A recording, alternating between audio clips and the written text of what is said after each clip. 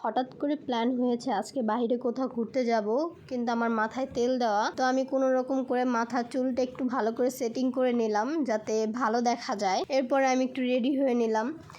Ready হওয়ার কারণটা হচ্ছে আজকে আমরা বাইরে ঘুরে যাব।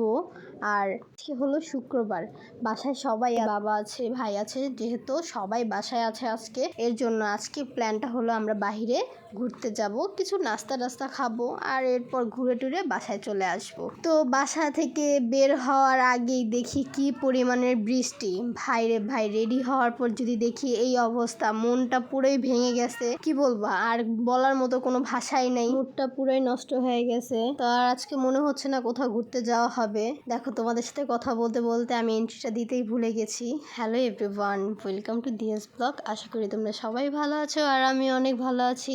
সবাই রেডি হয়ে গিয়েছে। এই মুহূর্তে এতটা পরিমাণে বৃষ্টি পড়তেছে, কি বলবো, মুডটাই পুরো নষ্ট হয়ে গেছে। বাহিরে আর ঘুরতে যাওয়া হয় নাই, তো ভাবলাম যে ঘরে কিছু তৈরি করে খাই। এই জন্য আমি ভাবলাম নুডলসের পাকোড়া তৈরি করে খাবো। আর দেখো আমি কিভাবে হ্যাঁ, তোমরা যদি আমার পেজটাকে একটু সাপোর্ট করো, আমি ভিডিও বানাতে উৎসাহ পাবো। প্লিজ তোমরা আমাকে সাপোর্ট করো। আর আমার ভিডিওগুলো যদি ভালো লাগে তোমাদের কাছে, আমাকে কমেন্টে জানাবা। আমি এরকম ভিডিও তোমাদের সাথে আরও অনেক শেয়ার করব। আর তোমরা কেমন ভিডিও চাও সেটাও আমাকে জানাবা। আমি অবশ্যই তোমাদের জন্য ওরকম ভিডিও তৈরি করার চেষ্টা করব। পাত্রে নুডলসগুলো ঢেলে নিয়ে ঠান্ডা করে নিয়েছি, কারণ ঠান্ডা অবস্থায় মশলাগুলো মাখালে খুব ভালো হয়। এখানে আমি নুডলসটা ঠান্ডা করে নিয়েছি। নুডলসটা ঠান্ডা হওয়ার পর ডিম, পেঁয়াজ কুচি, কাঁচামরিচ, এরপর নুডলসের মশলাটাও দিয়ে দিয়েছি। এখানে আমার 2টা নুডলস, তো আমি 2টা নুডলসে 2টাই মশলাই দিয়ে দিয়েছি। এরপর আমি ভালো করে এটাকে মেখে নেব, যেহেতু সবগুলা মশলা ভালো করে নুডলসের সাথে মিক্স হয়ে যায়। এরপর আমি লবণও দিয়েছি পরিমাপ মতো। নুডলসটা চামচের থেকে হাত দিয়ে মিক্সড করলে অনেক ভালো হয়।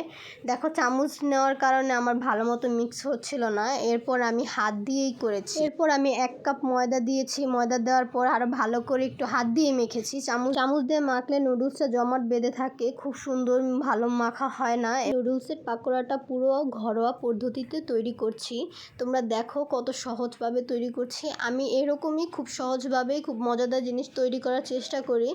তো আমার এখানে অনেকটাই ক্রেডিট আমার মা, যেহেতু আমার মা আমাকে অনেক কিছু শিখিয়ে দিয়েছে, যার জন্য আমি এত কিছু তৈরি করতে পারি। আর আমার ভিডিওতে যদি কোনো ভুল হয়, প্লিজ আপনারা ওটা ক্ষমার চোখে দেখবেন।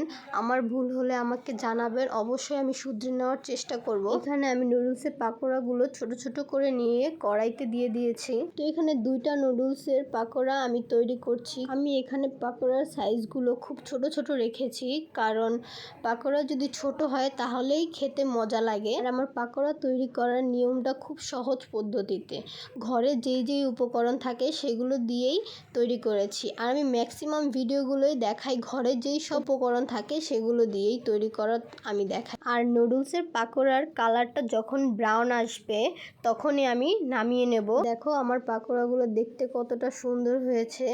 দেখতে যতটা সুন্দর তার থেকে বেশি খেতে মজা, কি বলবো, অসাধারণ হয়েছে। এত নর্মাল জিনিস দিয়ে যে এত মজাদার খাবার তৈরি হয় আমি কখনো আগেও চিন্তা করিনি। সত্যি সামান্য কিছু উপকরণ দিয়ে যে এত মজাদার খাবার তৈরি হয়, আপনি বুঝতেছি বাহিরে খেতে না যেও আমার কোনো লস হয় নাই।